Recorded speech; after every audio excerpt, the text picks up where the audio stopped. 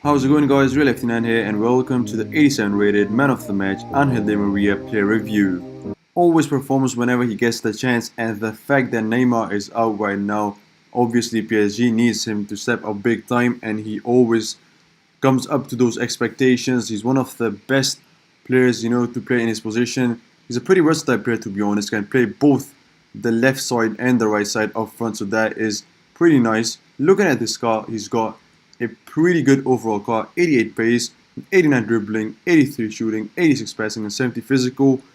One of the things that upset me again is his shooting. 83 I think is pretty low. Could have been a bit higher, but we look at that when we look at his in-game stats. Work rate is pretty good with high medium. Skill moves is obviously phenomenal with 5 stars. However, weak foot is really bad with only 2 stars. Looking further at this guy, he's got pretty good stats for the player in his position. He's got an 88 acceleration with 88 sprint speed.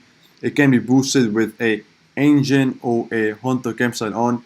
Passing is pretty nice as well. Dribbling is really good with 80, 82 balance, 96 agility, 90 dribbling, 85 composure, and then physical is alright, with 74 jumping, 80 stamina, 61 strength, which is not the best, and then 75 aggression, which is alright. However, one of the key and the worst aspects of this car is the shooting. Only 83 overall with 88 attacking positioning, which is great, but then pretty low 79 finishing, and then low 70, low 83 long shots. Shot power, however, is really good with 89. And this car is one of the most exciting cards that I've used in this game.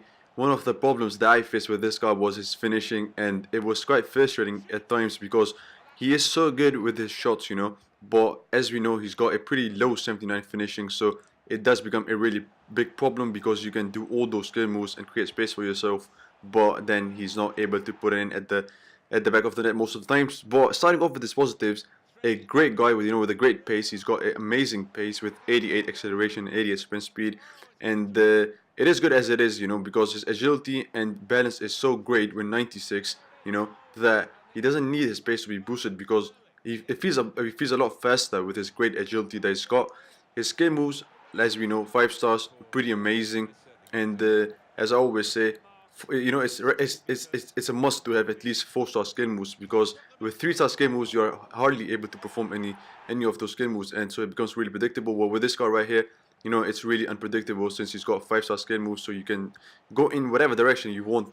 And then his negatives, pretty big ones, to be honest. His strength is really poor. I had a lot of moments where I wasn't able to take the ball with him, uh, against my opponents because he's got pretty low strength, and so he's really easy to be pushed aside. His finishing, as I said, one of the most frustrating things in this game because I had so many good chances that I created with him, but then at the end of those chances he wasn't able to put them at the back of the net, just because his finishing is quite low.